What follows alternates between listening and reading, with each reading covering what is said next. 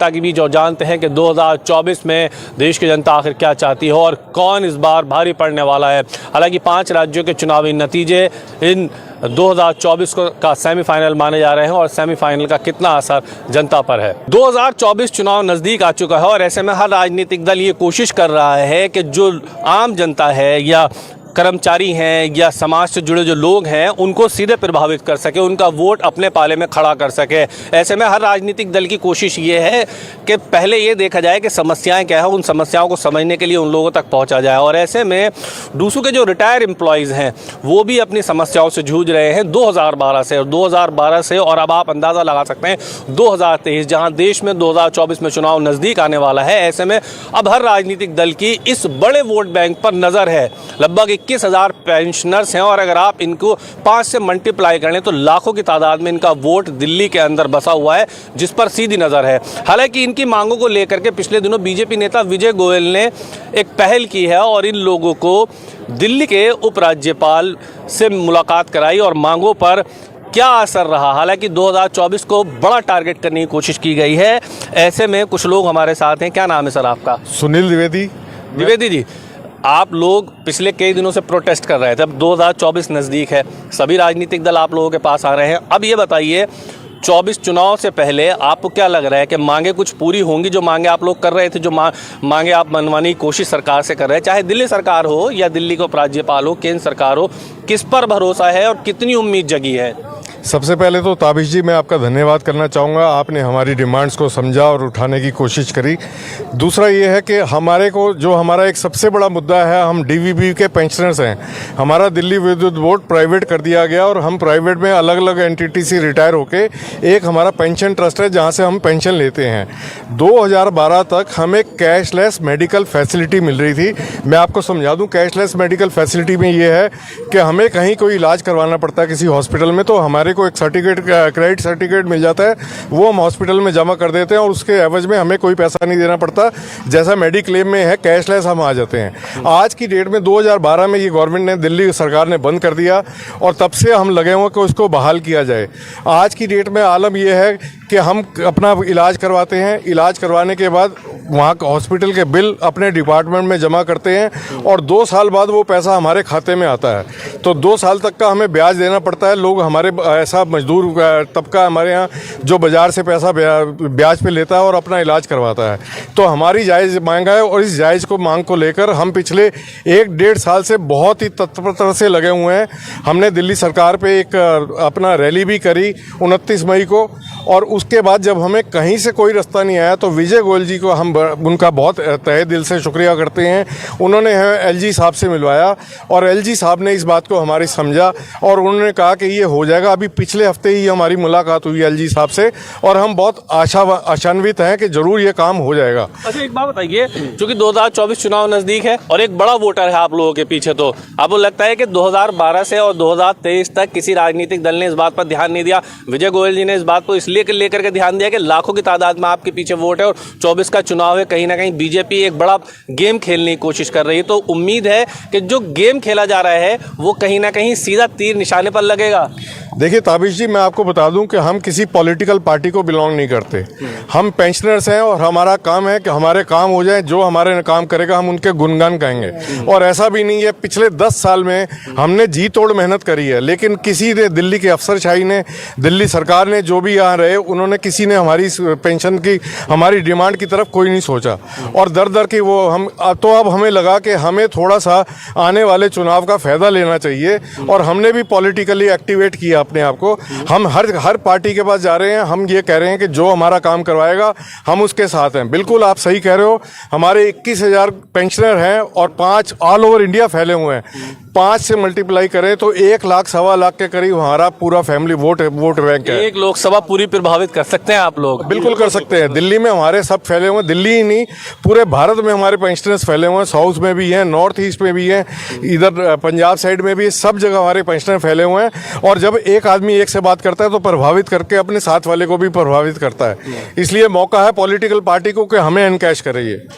इससे खुद मौका दे रहे हैं कि आओ हमारा काम कराओ और हमारा वोट ले जाओ। सर मैंने ये बोला कि हमें हमारे काम से मतलब है, जो हमारा काम हो जाएगा हमारे लिए हमारा मुद्दा सबसे पहले देखो, राष्ट्र के मुद्दे से पहले आदमी को अपना मुद्दा देखना है। हम बहुत परेशान हो गए, इस परेशानी में यही हमने सोचा कि हमारा जो काम करवा देगा हम उनके साथ हैं जी। अब विजय गोयल जी की इससे या इधर बीजेपी से कितनी उम्मीदें लग रही हैं? क्या उम्मीद है कि ये अब काम होगा जो अटका हुआ था काफ़ी अरसे से?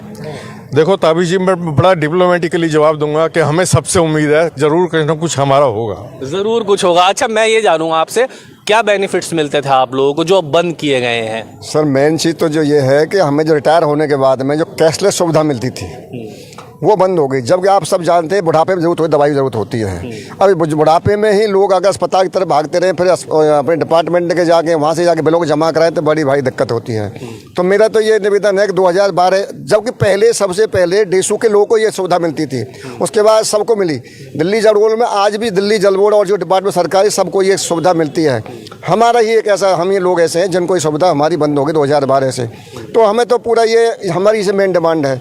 और हमारा 21,000 तो हमारे रिटायर्ड हैं, बाकी हमारे हज़ारों की संख्या में अभी हमारे साथी बाकी हैं। सबका ये, और सबको चिंता इसी बात की है कि ये रिटायर होने के बाद यही दिक्कत हमें आएगी। तो हमारा यही है कि हमारे लाखों एम्प्लॉयज़ हैं, वो जो परिवार हैं, हम बिल्कुल उसी आदमी को समर्थन करेंगे, उसी पार्टी समझ जो हमारा काम कराएगा। दूसरी बात ये है जो आपने भी पूछा था, विजय गोयल जी थोड़ा उनको हमें लगता है वो बड़े विश्वास के व्यक्ति हैं।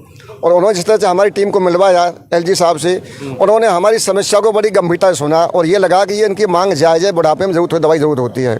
और हमें उम्मीद लग रही है कि शायद ये हमारा काम जल्दी हो जाएगा। बाकी ये है कि हम भी जो भी हमारा काम कराएगा हम तन मन धन से उसी को समर्थन करेंगे, पूरी ताकत लगाएंगे। 24 के लिए आप लोग भी तैयार हैं? बिल्कुल हम तैयार हैं जी।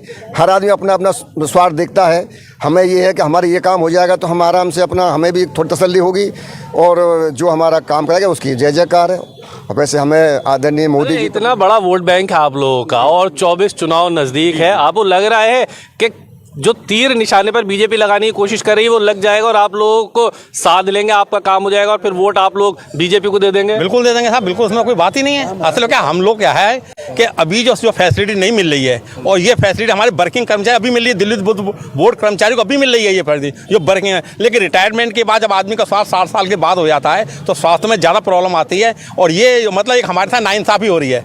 लेकिन क्या है कि जो हमारे नेता द्विवेदी जी हैं, उन्होंने एक मार्गदर्शन में विजय गोयल जी से अप्रोच किया और विजय गोयल ने बहुत अच्छा अप्रोच दिया कि एलजी साहब ने इतने अच्छी तरीके से हमारी बात को सुना। उन्होंने पावर सेक्रेटरी को बुलाया, चीफ सेक्रेटरी को बुलाया कि भाई आप इनकी मांगों को गौर करिए। अब हम इसी आशा में लगे हों कि हमारी मांग को कौन पूरा करेगा। बस द्विवेदी जी, अगर ये काम कोई और राजनीतिक दल करता, अभी तो चूंकि बीजेपी से हैं विजय गोयल जी, प्रदेश अध्यक्ष भी रहे, पूर्व केंद्रीय मंत्री, आज भी बड़े पद पर हैं, अगर ये कोई और राजनीतिक दल करता तो क्या उसके लिए भी यही भावनाएं होती?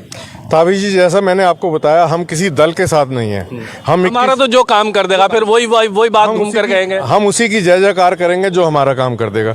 और ताबिश जी, जैसा मेरे साथियों ने अभी बताया, हमारे व्यंग्यात्मक स्थिति हमारे साथ ये है, आयरनी ये है कि जो वर्किंग एम्प्लॉई हैं, जो अभी यंग एज के लोग हैं, उनको तो ये फैसिलिटी मिल रही है। और जो बुढ़ापे में जिनको ये बहुत ज़रूरत है, जो आदमी एक अपना नाश्ते पे पैसा ना खर्च करे लेकिन दवाइयों के लिए पैसे जरूर खर्च करने होते हैं, उनको ये फैसिलिटी नहीं मिल रही। कितना बड़ा व्यंग है ये कि जो वर्किंग एम्प्लॉई है जिनको फिर भी इतनी कोई नहीं है, उनको ये फैसिलिटी दी जा रही है और जिनको बहुत ज़रूरत है उनको ये फैसिलिटी नहीं मिल रही। इसलिए मैं बार बार आपसे कह रहा हूँ कि हमारा तो जो हमारी वो करेगा हम गुणगान उसी के गाएंगे जो हमारा काम करेगा। ये चेतावनी समझ लें, सारे राजनीतिक दल इस बात को चेतावनी समझ लें। मैं पेंशन फाइटर का जनरल सेक्रेटरी हूँ और इस हमारे इस उस पे बेंच से मैं एक चेतावनी दे रहा हूँ सारे राजनीतिक दलों को कि जो हमारा काम करेगा हम उसके चेहरा माथे पे सेहरा बांधेंगे। अच्छा, 2012 से आप लोग लगातार, आप लोग भी काफी एजेंट हैं, आप लोग कौन से डिपार्टमेंट में थे, मतलब किस विभाग में थे इस डिपार्टमेंट के? डेसू में लाइन में थे, लाइन में थे। मतलब कितनी उम्मीद है अब आप लोगों को कि विजय गोयल जी लेकर के गए हैं तो काम हो ही जाएगा? देखो जी, 12 से पहली बात तो यह है कि जो इस उम्र में मेरी एज 77 साल है, अगर इस टाइम एक महीने पेंशन में कोई दिक्कत हो जाए खान कमाने में या कोई भी, और हॉस्पिटल में चले गए, किसी दूसरे का हाथ पसारना पड़ता है। दिल्ली सरकार में कोई भी ऐसा अफसर नहीं जो उन्होंने कहे अगर सीनियर सिटीजन की देख रेख करो, लेकिन ये केजरीवाल जी नहीं मानता इस सीनियर सिटीजन ने। 2012 तक कैसे बंद? कितने साल दिया आपने इस डिपार्टमेंट को? कितने साल? 40 साल दिए। चार्ज एंड परमानेंट दोनों मिला के 40 साल। तो ये है कि हमारा किसी का, हम किसी को पॉलिटिक्स में वो नहीं करना चाहते। हमारी मांग जो मंजूर कर देगा बुढ़ापे में, हमारी तरफ जो देखेगा उसकी हम सेवा करने के लिए पूरी पार्टी की तन मन धन के साथ हैं। अब ये बताओ 12-13 आज ताई विजय गोयल जी ने हमारा साथ दिया, एलजी साहब से मिलवाए। दबे लफ्जों में कुल मिलाकर के आप धीरे धीरे सभी ये कह रहे हैं कि बीजेपी के साथ जाएंगे। ये तो दबे लफ्जों में, जो विजय गोयल तो बीजेपी के है, वो तो दबे लफ्जों में यही है। ताबिश जी, आप अपने शब्द हमारे मुंह में डाल रहे हैं। मैं बार बार कह रहा हूँ, हम सेरा उसको बांधेंगे जो हमारा काम कर देगा, और मेरे साथी सारे इस बात को मानेंगे। मैं आपके चैनल के माध्यम से इस बात को पेश कर रहा हूँ कि कितने ही हमारे कर्मचारी साथी जो हमारे हैं रिटायर हो गए, वो ऐसे उनकी फाइनेंशियल पोजीशन बहुत ख़राब है, उनके बच्चे बहुत लोगों के नाकामयाब नहीं हुए, उतनी गरीबी में उनके पास इलाज के लिए पैसे नहीं हैं। और आज एक बार भर्ती के बाद किसी का 1-2 लाख का बिल बन जाता है तो 2 साल से पहले नहीं आता, तो वो आखिर कहाँ से इलाज कराए? कितने लोग तो ऐसे ही मतलब मर जाते हैं। तो हमारा तो निवेदन यही है। अभी जी कोरोना में हमारे 200 आदमी सिर्फ कैशलेस फैसिलिटी ना होने की वजह से, पैसा ना होने की वजह से ऊपर चले गए हैं। हम नहीं चाहते कि बिना समय कोई ऐसा वो कि इलाज के अभाव में कोई मरे, इसलिए दिल्ली सरकार को जागना पड़ेगा। दिल्ली या जो भी सरकार इस काम को करती है उसको जागना पड़ेगा। क्या कहेंगे सर, 2024 का चुनाव है, कितना भारी लग रहा है प्रधानमंत्री नरेंद्र मोदी का अगर पाला देखा जाए तो? देखिए 2024 का लोकसभा का जो चुनाव है, मोदी जी के लिए एकदम से क्लीन स्वीप मिलेगी। उनको कोई कांग्रेस का कोई वजूद अब नहीं है। और राहुल गांधी आप देख रहे हैं कोई जनता के उसमें है नहीं, बचकाना पने की बात करते हैं। और श्री मोदी जी का जो है वो अपना ठीक है और वो सरकार बनाएंगे। क्या ऐसे अहम मुद्दे रहने वाले हैं आपको जो लग रहा है कि 2024 का चुनाव होगा तो कौन ऐसे मुद्दे होंगे जिन पर जनता इस बार वोट करने जाएगी? देखिए मुद्दे जो होने वाले हैं वो विकास के हैं। एक ही काम है विकास। जनता विकास चाहती है और जो विकास का काम मोदी जी भली भांति से कर रहे हैं, चाहे वो कोई भी राज्य हो, हर राज्य में पूरे देश का, भारत का विकास हो रहा है। और जो जो उनको करना चाहिए था वो कर रहे हैं। कुछ और कमी रह गई है जो उसको और आगे भी पूरा करने वाले हैं। जो आप देख रहे हैं कि उन्होंने, चाहे वो राम का मंदिर हो, चाहे धारा 307 हो, जम्मू कश्मीर का मुद्दा हो, ये तमाम मुद्दे हैं जो उसको चल रहे हैं। और देश में खुशहाली है, कोई दंगा नहीं, कोई झगड़ा नहीं, कोई नहीं। अच्छा, आपने राम मंदिर का जिक्र किया, क्या राम मंदिर 2024 में चुनावी मुद्दा रहेगा जनता के लिए?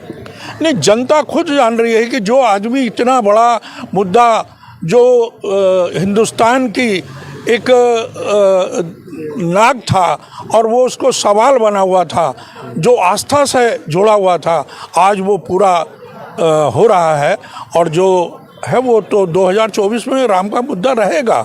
और जो लोग हैं उसको देख रहे हैं कि कौन प्रधानमंत्री काम करता, मोदी जी ने ये करके दिखाया जनता के लिए। मतलब आपका मानना ये है कि जो मुद्दे हैं वो प्रभावित करेंगे 2024 को, और 5 राज्यों में जो बीजेपी का डाउनफॉल वोटिंग परसेंटेज में हुआ है वो कितना असर रखेगा? नहीं, इसका कोई वक्त नहीं होता क्योंकि राज्यों का अलग अलग विषय होते हैं और उसका कुछ वजूद नहीं रहेगा।